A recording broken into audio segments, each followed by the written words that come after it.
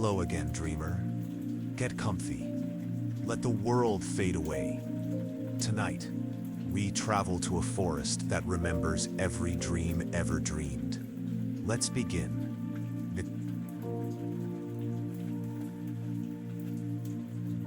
The world of ancient Greece was a tapestry woven with the threads of gods and mortals, where divine whims and human passions intertwined in an intricate dance that would shape destinies for generations. In the heart of this vibrant civilization stood Sparta, a city-state renowned for its disciplined warriors and austere lifestyle, ruled by King Menelaus and his radiant queen, Helen. Their union had been celebrated across the Aegean, bringing together two powerful families and promising years of peace and prosperity. Yet beneath the surface of this seemingly idyllic marriage lay currents of complexity that would soon erupt into chaos. Helen's beauty, often described as surpassing that of the goddesses themselves, had been a source of both admiration and contention since her birth. The daughter of Zeus and Leda, she carried within her the divine spark that made her irresistible to men and dangerous to kingdoms. Before her marriage to Menelaus, she had been courted by nearly every eligible prince of Greece, each vying for her hand and the power it represented. To prevent bloodshed, her suitors had sworn the oath of Tyndareus, pledging to defend her chosen husband against any who might challenge their union. Across the Aegean Sea, in the magnificent city of Troy, another royal family watched the Greek world with equal parts admiration and weariness. King Priam, wise and experienced, ruled over a prosperous kingdom that had long maintained peaceful relations with its neighbors. His son Paris, however, was a different matter entirely, a charming but reckless prince whose actions would soon alter the course of history. Paris had earned a reputation as both a skilled diplomat and a notorious womanizer, traits that made him simultaneously valuable and dangerous to his father's reign. The stage for conflict was set when Queen Hecuba of Troy gave birth to Paris under ominous circumstances. According to prophecy, the infant would grow to cause the destruction of Troy. Rather than face this fate, King Priam ordered the child abandoned on Mount Ida. However, destiny proved stronger than mortal will.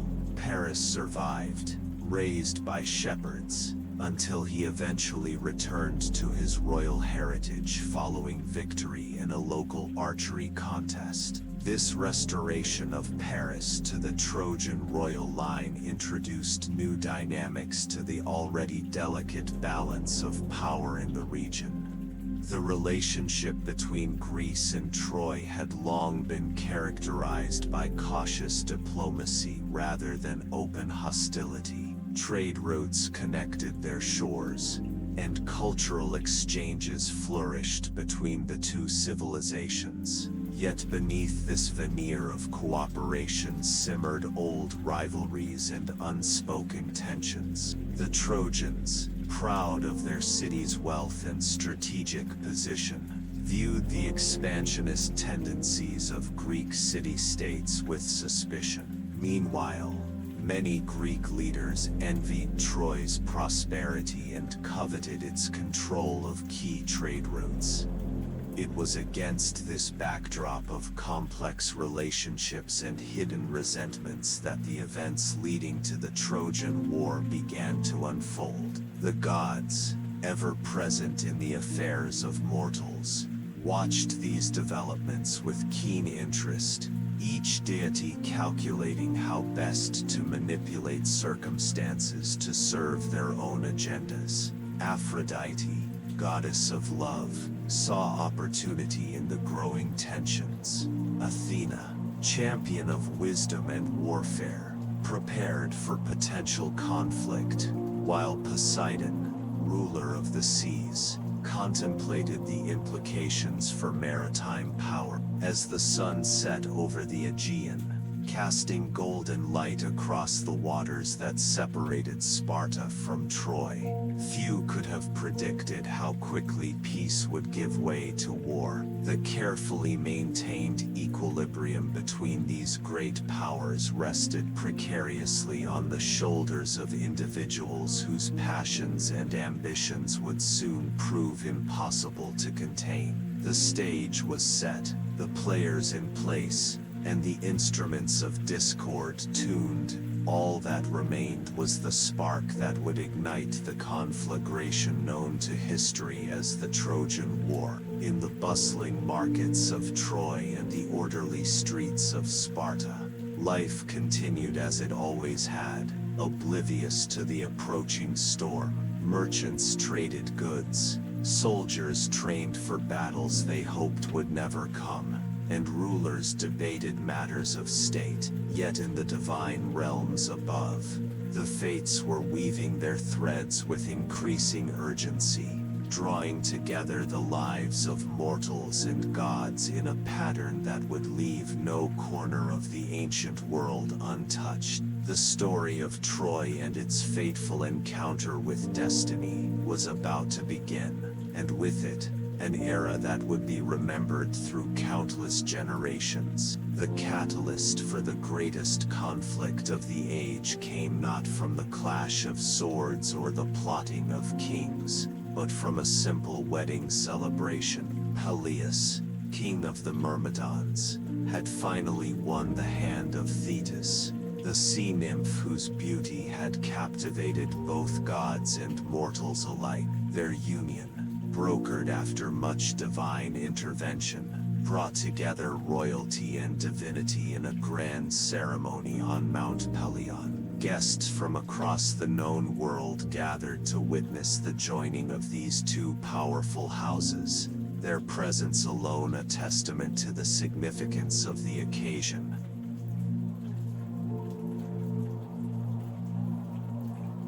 Among those present was Eris, goddess of discord, whose invitation had mysteriously gone missing, though some whispered it was a deliberate oversight by Zeus himself, wary of her disruptive nature. Eris took personal offense at the slight, as the banquet reached its height.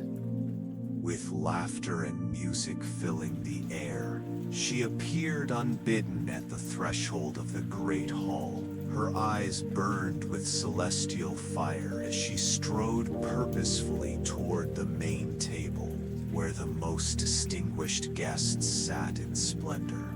Without a word, Eris cast a golden apple upon the table, its surface inscribed with words that would echo through eternity.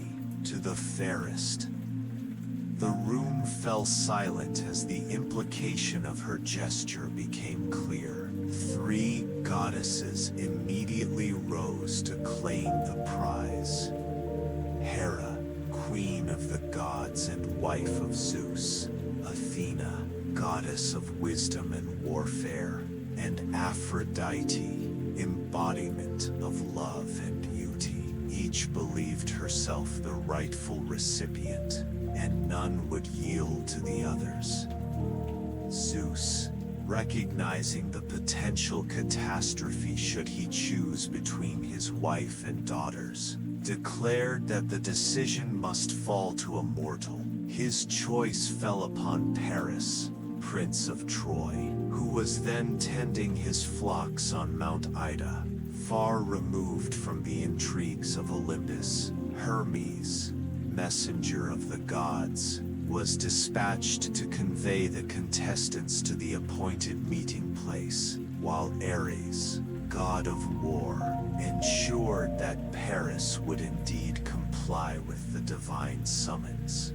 When the three goddesses appeared before Paris, each sought to sway his judgment through promises of extraordinary gifts. Hera offered him dominion over all of Asia, envisioning a vast empire stretching from the Aegean to the Indus. Athena promised him wisdom and martial prowess unmatched by any mortal warrior, assuring him victories in battle that would make his name immortal. But it was Aphrodite who struck the decisive chord, offering him the love of the most beautiful woman in the world, Helen of Sparta herself.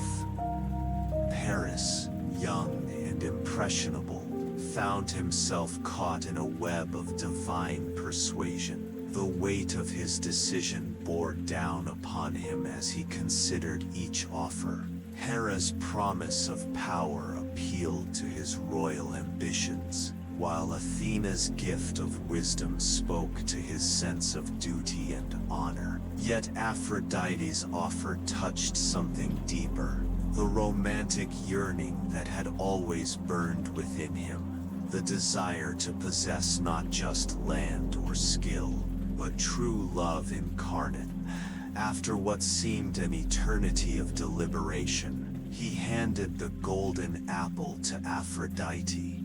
The consequences of this judgment rippled through the divine and mortal realms with devastating swiftness. Hera and Athena, enraged by Paris's choice, vowed eternal enmity against Troy. Aphrodite, triumphant, immediately set her plans in motion, whispering to Paris of Helen's unparalleled beauty and the life of bliss that awaited him at her side. She facilitated his journey to Sparta under the guise of diplomatic friendship, ensuring his path crossed with Helen's at every opportunity.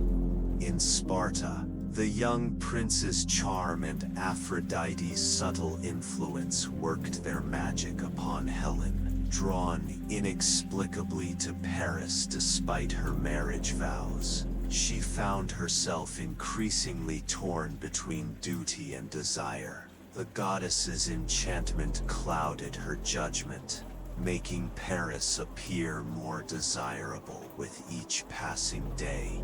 Meanwhile, Menelaus, oblivious to the divine machinations at play, welcomed his guest with traditional hospitality, unaware that his marriage and kingdom teetered on the brink of disaster. The tension reached its breaking point when Menelaus left Sparta for Crete, entrusting his wife's care to Paris during his absence. Seizing this opportunity, Aphrodite completed her work, compelling Helen to flee with Paris to Troy. The stolen queen's departure left behind a trail of shock and outrage that spread like wildfire through the Greek kingdoms. News of the abduction reached Menelaus in Crete, transforming his initial disbelief into white-hot rage. The oath of Tyndareus, once a guarantee of peace, now became a call to arms that would shake the foundations of the ancient world. As Paris's ships disappeared over the horizon, carrying Helen to Troy, the die was cast. The judgment of the golden apple had set in motion forces beyond any mortal's control. Hera and Athena, nursing their wounded pride, began rallying their followers to punish Troy. Poseidon, eager to demonstrate his power, offered his support to the Greeks. Zeus himself, though troubled by the impending conflict, recognized that fate had taken its course. The careful balance of power between East and West had been shattered, and the only path forward led through war.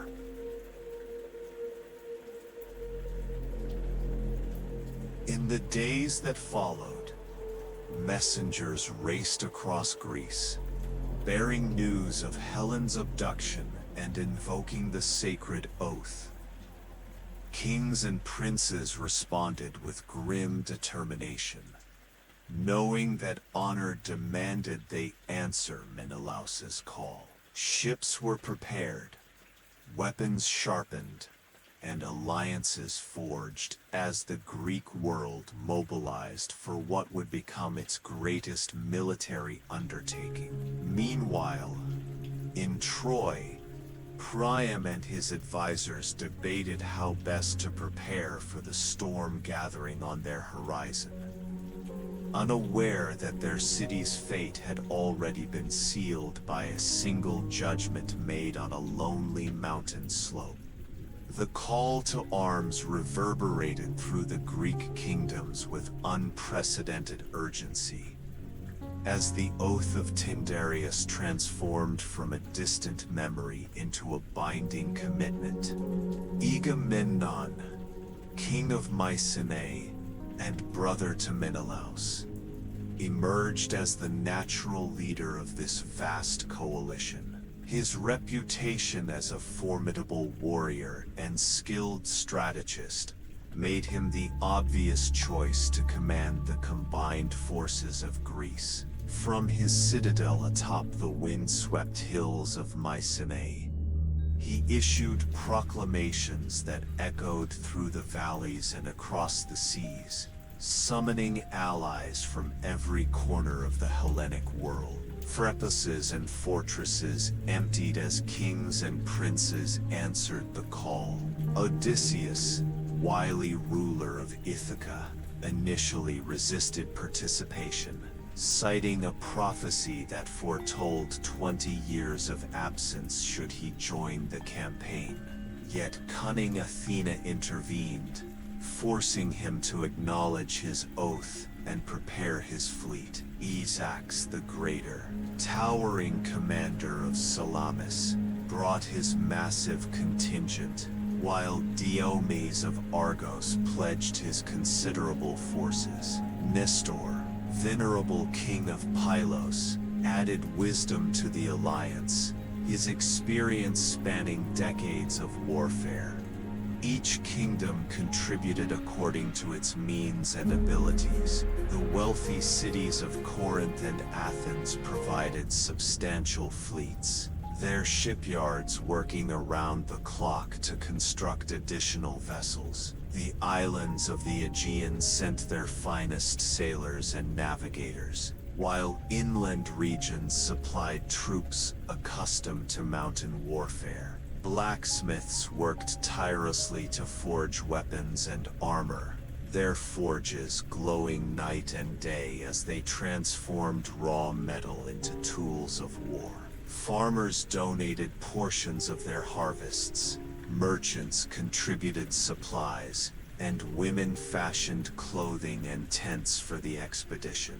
However, the preparations faced immediate challenges. Scalces, the seer revered for his prophetic gifts, revealed that favorable winds would not fill their sails until Agamemnon sacrificed his daughter, Iphigenia, to appease Artemis. The goddess, offended by some transgression, had stilled the winds at Aulis where the fleet gathered. Agamemnon's agony was palpable as he wrestled with this divine demand, torn between his role as commander and his duty as a father. When he finally relented, the sacrifice triggered deep divisions within the leadership, particularly with Achilles, whose loyalty to Agamemnon became strained from the outset. Strategic disagreements further complicated the assembly process. Some leaders argued for immediate action, believing speed crucial to catching Troy off guard. Others, including Nestor, advocated for thorough preparation, warning against underestimating the strength of their adversary. These debates extended to logistical concerns. How many months' worth of supplies to carry, whether to establish intermediate supply bases along the route, and how to coordinate the diverse fighting styles of the various contingents. The largest point of contention centered around Achilles, whose mother Thetis had warned him of two possible fates: a long, peaceful life, or brief glory ending in death at Troy. Despite this prophecy, the young hero chose to fight, bringing with him the Myrmidons, his elite band of warriors. His presence inspired confidence among the troops but also created friction with other commanders, particularly Agamemnon, whose authority Achilles frequently challenged. Logistical preparations reached monumental proportions. Hundreds of ships required maintenance and provisioning, while tens of thousands of men needed organization and training. The Greeks established a system of signal fires along the coast, creating the first wartime communication network. They developed specialized units for various combat scenarios: siege engineers, cavalry detachments, and naval boarding parties. Medical personnel prepared for mass casualties, while quartermasters calculated food requirements for an extended campaign. As autumn approached, the assembled forces conducted joint maneuvers, testing their coordination and revealing areas needing improvement. Language barriers between different regional contingents proved challenging, prompting the establishment of common command protocols. Religious ceremonies punctuated the training period, with sacrifices to various gods seeking their favor for the upcoming conflict. Priests accompanied each unit, responsible for interpreting omens and maintaining morale through spiritual guidance.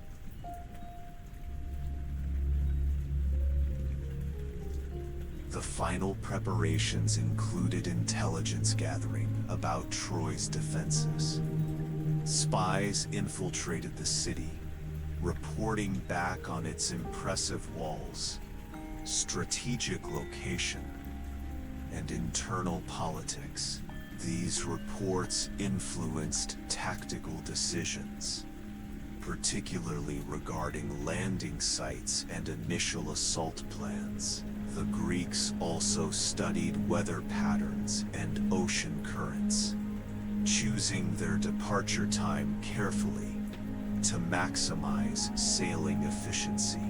Despite the immense scale of preparations, doubts lingered among many participants. Older veterans remembered previous campaigns against Troy and warned of its legendary defenses. Younger warriors, eager to prove themselves, sometimes clashed with seasoned commanders over strategy and tactics. The sheer diversity of forces, from heavily armored hoplites to lightly armed skirmishers, required constant adjustment and compromise in training methods. Through all these challenges, Agamemnon maintained his position as supreme commander, though not without cost. His decisions often favored pragmatism over popularity, leading to resentment among some allies. Yet his ability to maintain cohesion within such a diverse coalition demonstrated remarkable leadership skills. By late summer, the Greek force stood ready, a massive armada poised to launch one of history's greatest military expeditions. As the ships lined the beaches of Aulis, their colorful sails fluttering in the breeze, the reality of their undertaking settled upon the assembled warriors. Many knew they might never see their homes again, yet the collective momentum propelled them forward. The gods watched from Olympus, each invested in the outcome according to their own interests. In Troy, unknown to the Greeks, similar preparations unfolded as Priam called upon his allies and strengthened his city's defenses. The stage was set for a conflict that would define generations and reshape the ancient world. The Greek armada's arrival off the coast of Troy marked the beginning of a conflict that would stretch across a decade, testing the limits of both besiegers and besieged. As the massive fleet approached, its hundreds of ships darkening the horizon, the Trojans watched from their mighty walls with a mixture of awe and dread. Priam's generals had prepared for this moment, and their defensive strategy revealed a depth of understanding about warfare that matched the Greeks' offensive capabilities. Troy's fortifications stood as a testament to centuries of development and adaptation. The city's walls, constructed from massive limestone blocks, rose 30 feet high and extended for miles, forming an impenetrable barrier around the settlement. Every 100 paces, watchtowers jutted outward, allowing defenders to cover the entire perimeter with overlapping fields of fire. Beneath these walls lay a sophisticated system of underground passages and storage chambers, designed to withstand prolonged sieges. The main gates, reinforced with bronze plating, could withstand even the most determined battering ram attacks. Within the city, the population had organized itself into efficient support networks. Women and older children formed water brigades, ensuring constant resupply of the numerous cisterns carved into the bedrock. Craftsmen converted workshops into weapon production centers, while farmers brought in their livestock and stored grain in subterranean silos. The Trojans had anticipated the need for vertical defense, constructing wooden platforms along the interior of the walls where archers and slingers could operate freely. The Greeks, recognizing the futility of direct assault against such formidable defenses, established their beachhead at a strategic location 3 miles south of the city. Here they built their encampment, later to become known as the Achaean Wall, a massive earthwork fortified with timber palisades and ditch systems. This position allowed them to control access to the Scamander River while maintaining supply lines to the sea. Within this perimeter, they constructed temporary barracks, supply depots, and religious shrines, transforming what began as a military camp into a functioning settlement.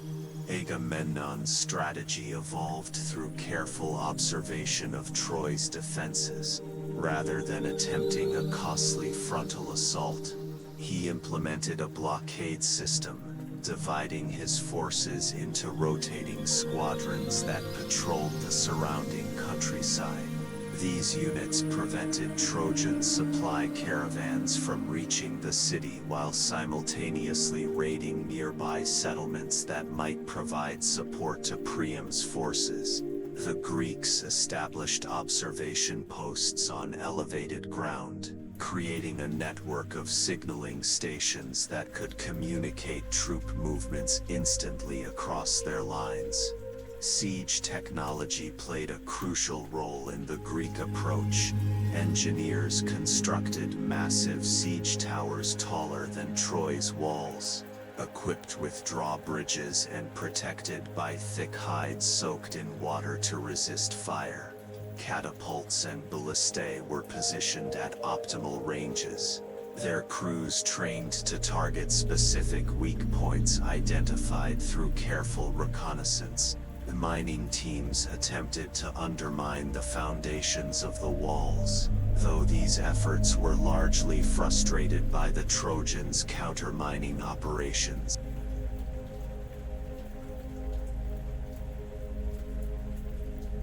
The psychological dimension of siege warfare became increasingly apparent as months turned into years.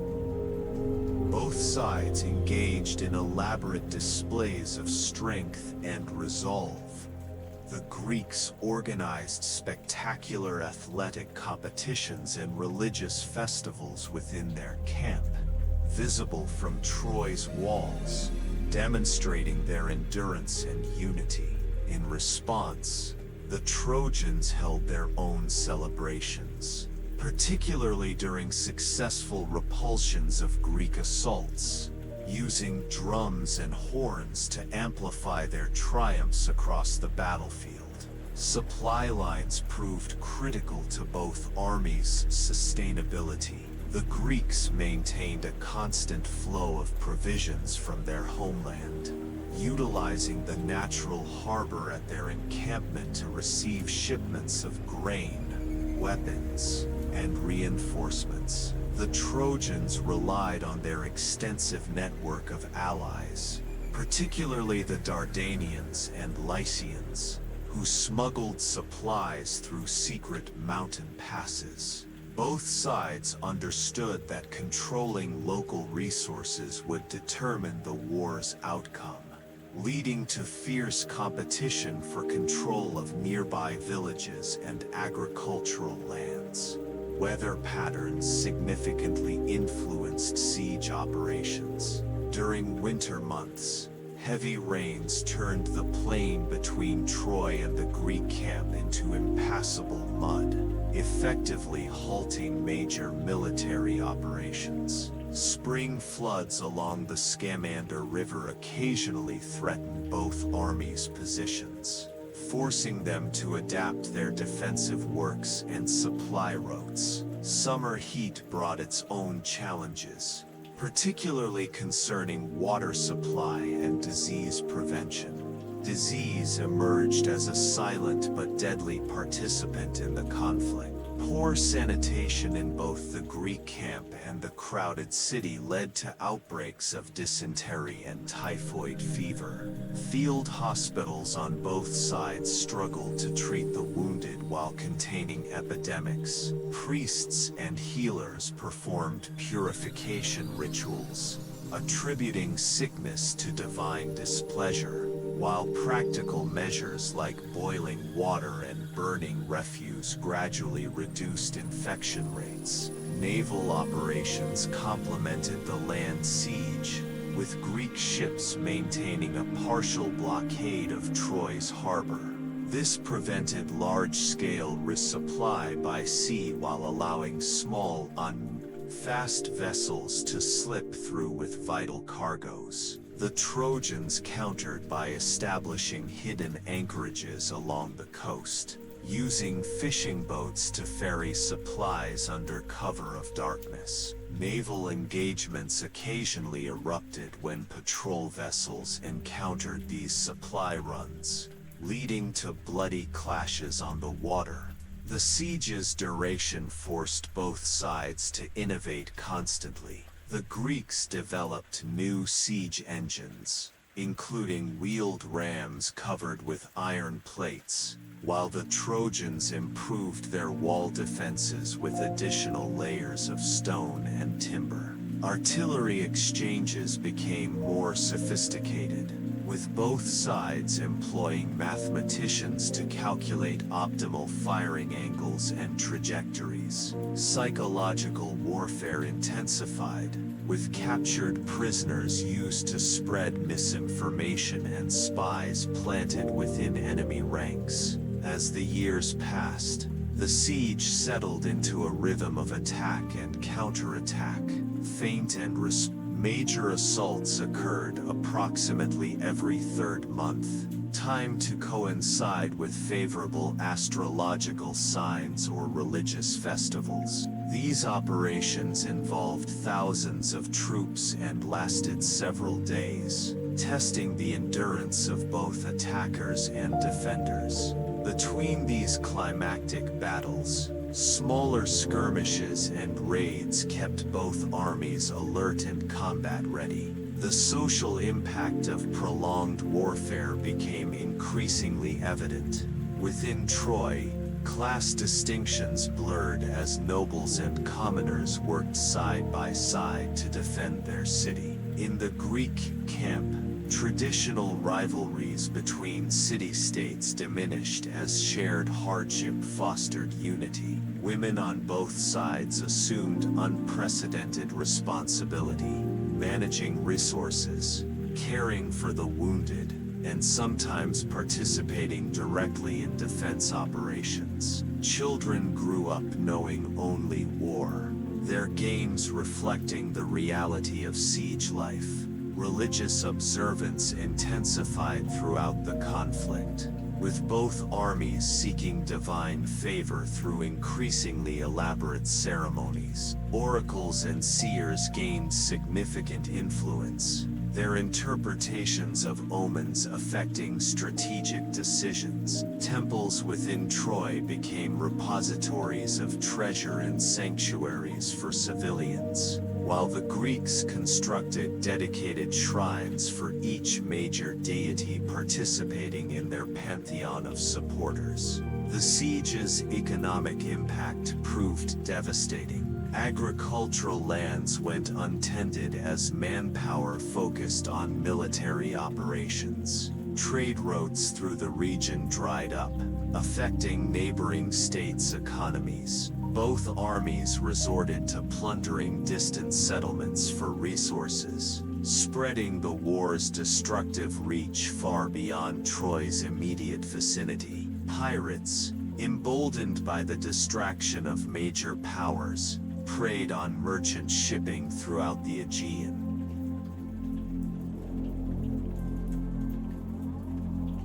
Despite occasional setbacks and moments of doubt, neither side showed willingness to negotiate peace.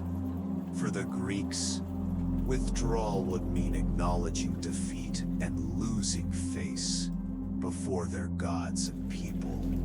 The Trojans, having successfully repelled numerous assaults, believed time worked in their favor, expecting the Greek coalition to eventually fracture under pressure. This stalemate persisted, with each side refining their tactics while waiting for the other to make a fatal mistake. The siege's 10th year approached with both armies locked in their respective positions, neither able to achieve decisive victory, nor willing to concede defeat.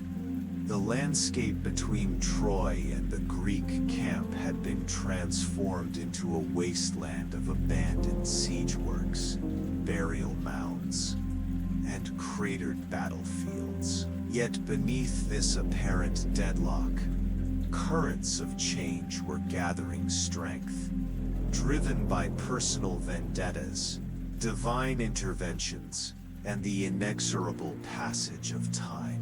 The stage was set for events that would break the siege's grinding pattern and thrust the conflict toward its ultimate resolution. The 10th year of the siege dawned with an intensity that surpassed all previous seasons of conflict. The accumulated grievances, losses, and frustrations of a decade-long war had transformed the battlefield into a crucible where heroes would rise to immortality or fall to oblivion. Among these, Achilles stood foremost, his wrath ignited by Agamemnon's seizure of Briseis, his war prize.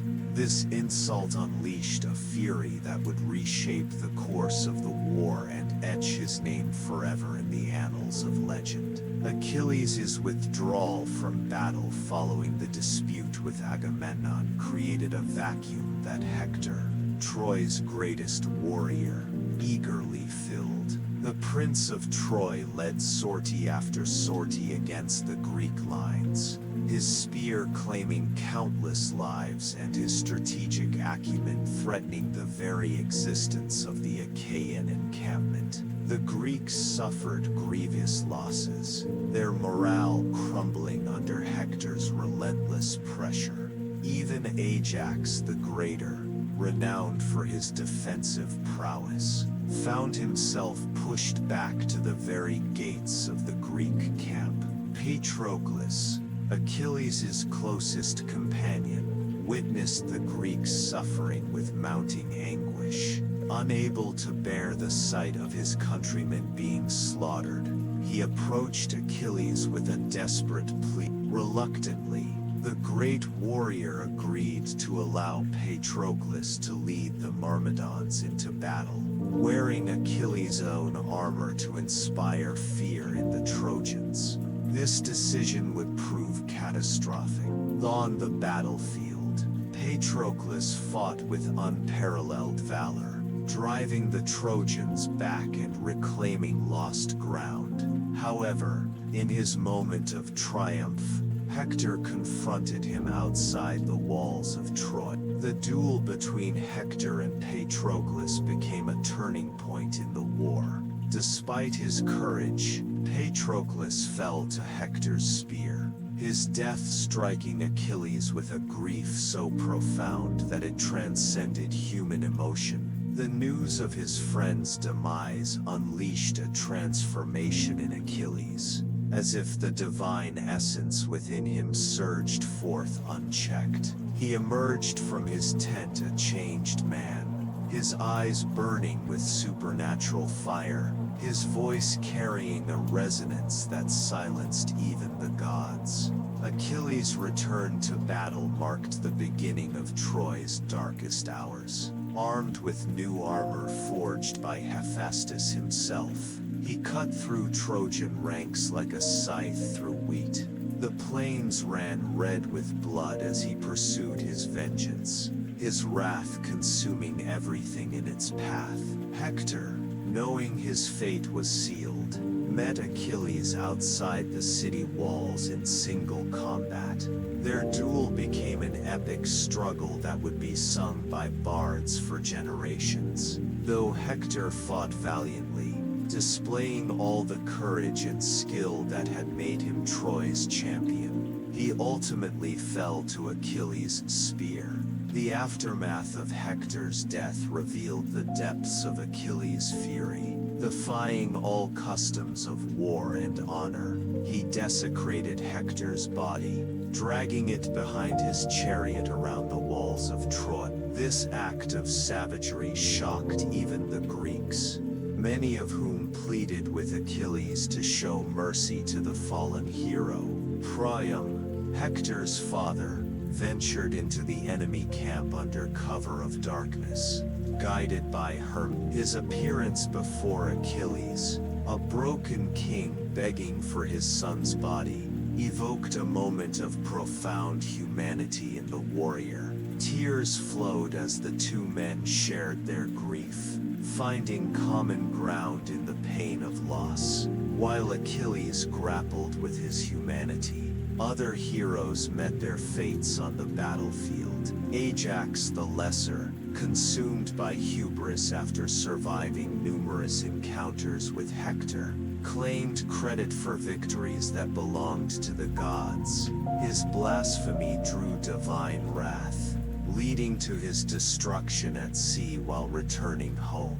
Diomedes, favored by Athena, achieved remarkable feats, but eventually withdrew from the forefront of battle, recognizing the futility of continued slaughter. Odysseus, ever the tactician, shifted his focus from personal glory to strategic planning, laying groundwork for the war's ultimate resolution.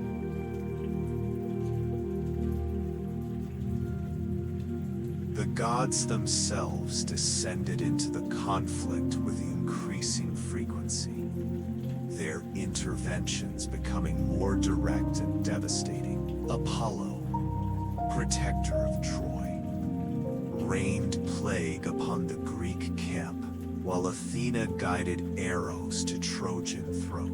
Ares, reveling in the carnage, charged across the battlefield alongside warriors on both sides. Zeus, maintaining a precarious neutrality, occasionally intervened to prevent any single faction from achieving decisive victory too quickly. The mortal realm became a chessboard for divine politics, each move carrying consequences that rippled through both heaven and earth. Amidst this divine turmoil, the mortal cost of the war mounted relentlessly. Whole families were extinguished, their names forgotten except in the tally of the dead. Young warriors who had grown up hearing tales of glory found only horror on the battlefield.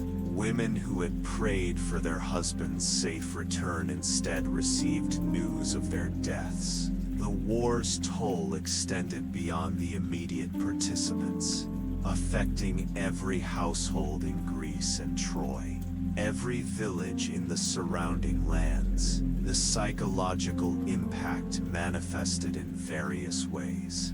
Some soldiers became obsessed with collecting trophies from fallen enemies, their minds numbed by the constant proximity of death.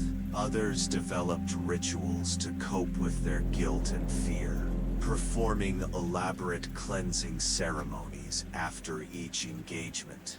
Leaders struggled to maintain discipline as the years dragged on, facing mutinies and desertions as hope faded. Even the most hardened veterans found themselves questioning the purpose of their sacrifice. Yet, amidst this devastation, acts of extraordinary courage and compassion emerged. Medics risked their lives to retrieve wounded comrades from no man's land. Priests negotiated temporary truces to bury the dead. Women on both sides formed secret networks to share information and resources, their bonds transcending national boundaries. These moments of humanity, though fleeting, provided glimpses of hope in an otherwise bleak landscape. The war's progression revealed the limitations of even the greatest heroes. Achilles, despite his near-divine prowess, remained vulnerable to fate's designs. Hector, though beloved by his people, could not alter Troy's destiny. Agamemnon discovered that leadership demanded more than mere authority, while Odysseus learned that cleverness alone couldn't guarantee victory. Each hero's journey illuminated different aspects of the human condition: pride, loyalty, ambition, sacrifice, and redemption. As the 10th year drew to a close, the cumulative effect of these personal tragedies and heroic deeds transformed the nature of the conflict. What had begun as a quest for vengeance and honor evolved into something more complex, a struggle that tested the very foundations of society, morality, and human purpose. The battlefield had become a mirror reflecting both the best and worst of humanity, with each casualty adding another layer to the tragedy unfolding before the watching gods. The fall of heroes served as both climax and prelude to the war's final chapter. Their sacrifices, triumphs, and failures had reshaped the conflict's trajectory, setting the stage for a resolution that would require more than brute force or individual valor. As the survivors prepared for what they sensed would be the decisive phase of the war, the lessons learned from these fallen warriors would guide their actions, while their memory would inspire both caution and courage in equal measure. The war's 11th spring arrived with a sense of inevitability hanging over the Greek encampment. Years of brutal conflict had taught Odysseus that conventional warfare would never breach Troy's impregnable walls. Drawing upon his legendary cunning, he devised a stratagem that would become one of history's most famous deceptions. Under the guise of abandoning the siege, the Greeks constructed a massive wooden horse, ostensibly as an offering to Athena. This colossal structure, hollow within, concealed 30 of their finest warriors, including Odysseus himself, while the rest of the army secretly withdrew to nearby Tenedos. The Trojan horse stood as a masterpiece of deception, its construction overseen by Epipus, a master craftsman guided by Athena's divine inspiration. Its size and apparent religious significance masked its true purpose, while false rumors spread by Greek agents convinced the Trojans that its acceptance would bring divine favor. Sinon, a Greek spy posing as a deserter, played his role with consummate skill, spinning a tale of Greek desperation and divine punishment that swayed even the most skeptical Trojan counselors. That fateful night, as Troy celebrated what they believed to be their deliverance, the horse stood silent within their walls. Under cover of darkness, the hidden warriors emerged, opening the gates to the returning Greek army. Chaos erupted as flames consumed the city, illuminating scenes of unspeakable horror. Families were torn apart, temples defiled, and centuries of civilization reduced to ash. Priam fell in his palace, his blood staining the altar where he sought sanctuary. Cassandra, blessed with prophecy and cursed with disbelief, met her end in Athena's temple, violating the sacred space and sealing Troy's fate.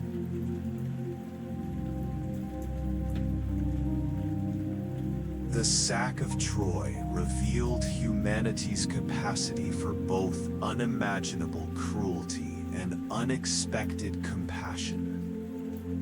While many succumbed to bloodlust, others acted with restraint.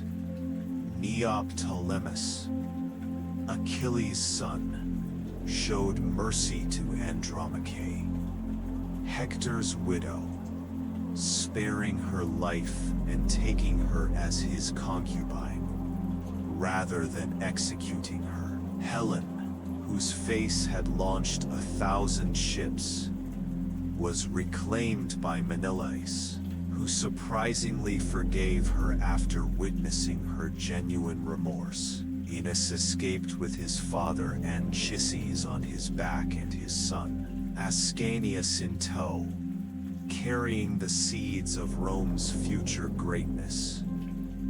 The war's conclusion marked the beginning of profound transformations across the ancient world. Troy's destruction severed vital trade routes and disrupted established power structures, leading to a period of instability that would reshape Mediterranean politics. Greek city-states, victorious but exhausted, struggled to reintegrate their warriors and rebuild their economies. Many returning soldiers faced hostile receptions from communities that had changed dramatically during their decade-long absence. Odysseus's journey home became emblematic of the broader challenges facing returning veterans. His 10-year odyssey, filled with trials that test his wit and resilience, reflected the difficulties of readjusting to civilian life after experiencing the extremes of war. Other heroes fared worse. Agamemnon was murdered by his wife Clytemnestra upon his return, while Menelaus wandered for years before finally reaching Sparta. These stories underscored the war's lasting impact on Greek society, where the glory of victory mingled with the trauma of loss and displacement. The mythological repercussions proved equally significant. The gods, whose interventions had shaped the war's course, now faced consequences for their actions. Athena and Poseidon, instrumental in Troy's downfall, found their temples defiled when Ajax the Lesser violated Cassandra's sanctuary. Zeus, observing the devastation, recognized the dangers of excessive divine interference in mortal affairs. The war's conclusion marked a shift in divine-human relations, with gods adopting a more distant approach to earthly matters. Cultural legacies emerged from the ashes of Troy. Homer's epics, drawing upon oral traditions that preserved the war's memory, would shape Greek identity for centuries. The concept of kleos, immortal fame achieved through heroic deeds, became central to Greek values, influencing everything from art to philosophy. The war's lessons about the costs of conflict and the complexities of heroism informed Greek thought, contributing to the development of tragedy as a dramatic form. Political ramifications extended beyond Greece's borders. The power vacuum left by Troy's destruction allowed other kingdoms to rise, altering the balance of power in Anatolia and the Aegean. The Greek victory demonstrated the effectiveness of coordinated military action, leading to the development of more sophisticated political alliances and military strategies. The war's economic impact accelerated changes in trade patterns, promoting greater interaction between Mediterranean cultures. Social transformations followed in the war's wake. The experiences of women,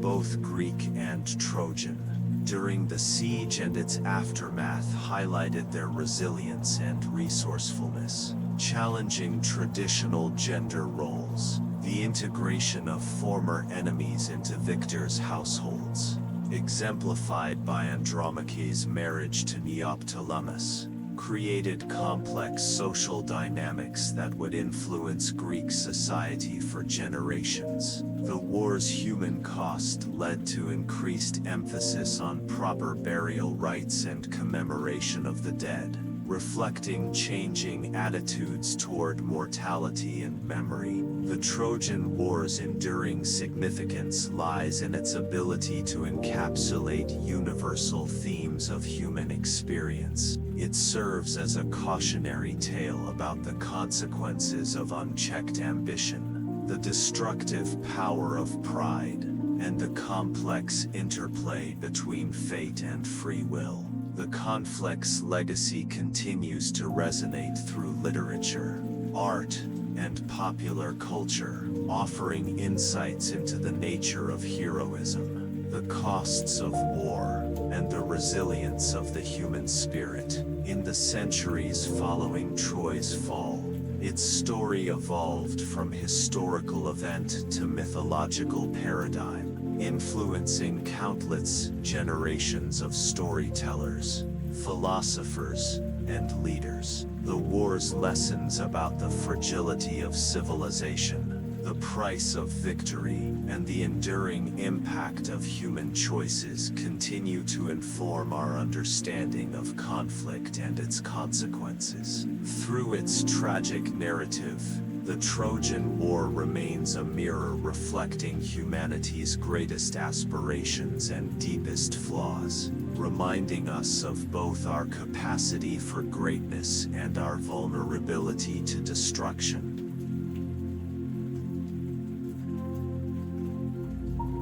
The Trojan War emerges not merely as a historical event, but as a profound meditation on the human condition, serving as a mirror that reflects both the heights of our aspirations and the depths of our follies.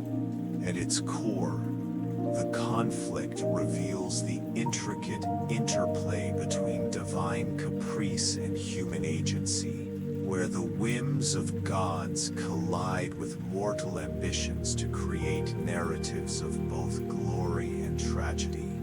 The war's genesis in divine discord, the judgment of the golden apple, underscores how external influences, often propel human affairs beyond rational control, while its execution through human hands demonstrates our capacity to transform divine provocations into catastrophic reality.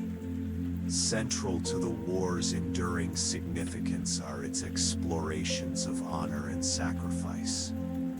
The Greek warrior's adherence to the oath of Tyndareus, despite personal reservations, illustrates how societal bonds can compel individuals to transcend self-interest for the sake of collective obligation.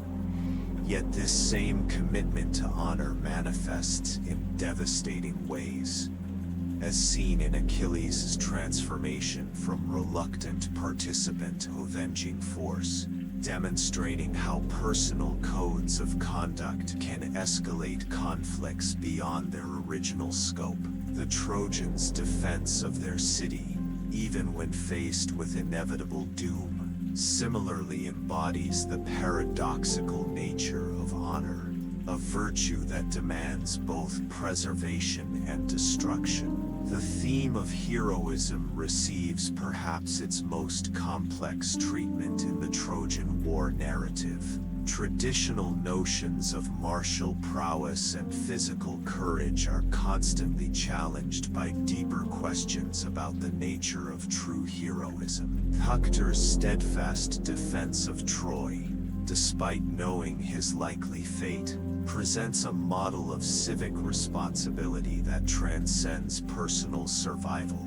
Conversely, Achilles' journey from wrathful warrior to compassionate mourner suggests that genuine heroism requires the ability to evolve beyond initial impulses and embrace a broader spectrum of human experience. Perhaps most poignantly, the war serves as an extended meditation on the costs of conflict. The systematic documentation of casualties, from Achilles and Hector to countless unnamed soldiers, creates a cumulative portrait of war's human toll that transcends individual heroics. The fate of Troy's civilian population, particularly its women, highlights how warfare extends far beyond the battlefield, permanently altering the fabric of societies and leaving scars that outlast military victories. This comprehensive portrayal of war's impact anticipates modern understandings of conflict's multi-generational consequences.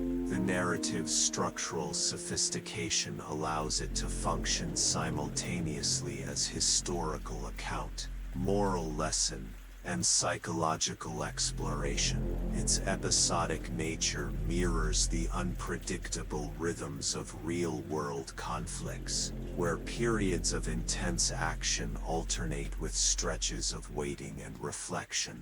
This structure enables the story to explore multiple perspectives and themes without privileging any single interpretation, creating a rich tapestry of meaning that invites diverse readings across cultures and epochs. Moreover, the war's outcome embodies the fundamental ambiguity of human endeavors. While the Greeks technically achieve victory, their triumph comes at such tremendous cost that it resembles defeat. The destruction of Troy, far from resolving underlying tensions, initiates new cycles of conflict and displacement, illustrating how victories in war often sow the seeds of future strife. The fates of the Greek heroes upon their return, Agamemnon's murder, Odysseus's prolonged exile, Menelaus's wandering underscore the idea that there are no true victors in war, only survivors burdened by loss and haunted by memories of what was sacrificed along the way. The mythological framework of the Trojan War further enriches its exploration of universal themes by intertwining mortal actions with divine interventions. The narrative creates a space where human agency is both amplified and constrained. The gods' involvement serves as a metaphor for forces beyond human control, fate, chance, and the unpredictable tides of history that shape individual lives and collective destinies. At the same time, the characters' responses to these external pressures highlight the enduring power of choice, even within seemingly deterministic circumstances. Achilles' decision to embrace a short life filled with glory over a long but unremarkable existence encapsulates this tension between predestination and free will, offering readers a lens through which to examine their own struggles against larger forces.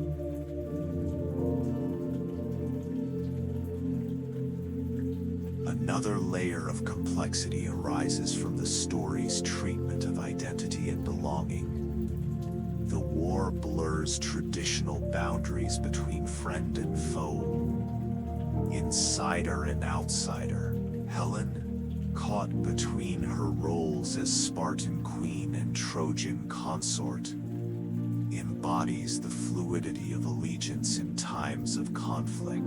Similarly, figures like Aeneas, who escapes Troy to found a new lineage, challenge simplistic notions of victory and defeat, suggesting that survival and adaptation can be forms of triumph in themselves. These nuanced portrayals resonate deeply with contemporary audiences grappling with issues of migration, diaspora, and cultural hybridity.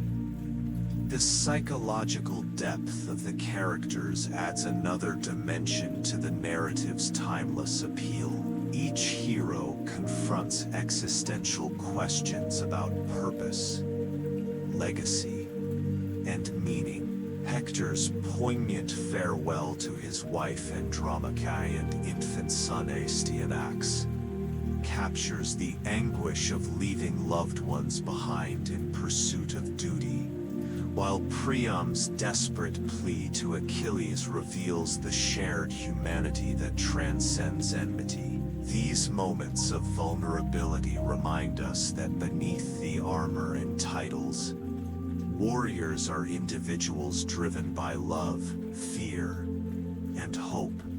The same emotions that animate all human experience. Furthermore, the war's aftermath raises critical questions about justice and reconciliation. The sack of Troy, with its indiscriminate violence and desecration of sacred spaces, forces readers to grapple with the moral implications of total victory. Does the destruction of an enemy justify the erasure of their culture, the slaughter of innocents, and the violation of ethical norms? The ambivalence surrounding these acts reflects an awareness of the cyclical nature of vengeance and the difficulty of breaking free from patterns of retribution. This theme continues to resonate in modern discussions about post-conflict resolution, transitional justice, and the responsibilities of conquerors toward the conquered. The structural symmetry of the narrative also contributes to its lasting impact. The war begins with a dispute over beauty and honor, a golden apple, and ends with the ultimate test of those same values, the acceptance or rejection of mercy, forgiveness, and understanding. Priam's supplication before Achilles represents not just a moment of personal catharsis, but a broader commentary on the possibility of transcending hatred and finding common ground. In this sense, the story moves beyond mere chronicle to become a philosophical inquiry into the conditions necessary for peace and coexistence. Culturally, the legacy of the Trojan War has proven remarkably adaptable, serving as a foundation for artistic, literary, and intellectual traditions across millennia. From Virgil's Aeneid to Shakespeare's Troilus and Cressida, from medieval romances to modern novels and films, the story has been reinterpreted and reimagined countless times, each iteration reflecting the concerns and values of its era. This adaptability speaks to the universality of its core themes, which remain relevant regardless of historical context, whether viewed as a cautionary tale about hubris, a meditation on the costs of loyalty, or a celebration of human resilience.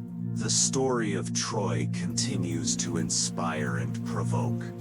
Ultimately, the enduring significance of the Trojan War lies in its ability to encapsulate the paradoxes of the human condition. It is a story about striving and failing, about building and destroying, about seeking immortality and confronting mortality. Its characters embody contradictions we recognize in ourselves: strength tempered by vulnerability, courage shadowed by doubt, ambition checked by humility. Through their triumphs and tragedies, we see mirrored our own struggles to navigate a world fraught with uncertainty, where the pursuit of greatness often comes at great cost. In conclusion, the Trojan War stands as more than a mythic saga. It is a profound exploration of what it means to be human. Its lessons about honor, sacrifice, heroism, and the consequences of conflict transcend time and place, inviting each generation to find new meaning in its ancient tale.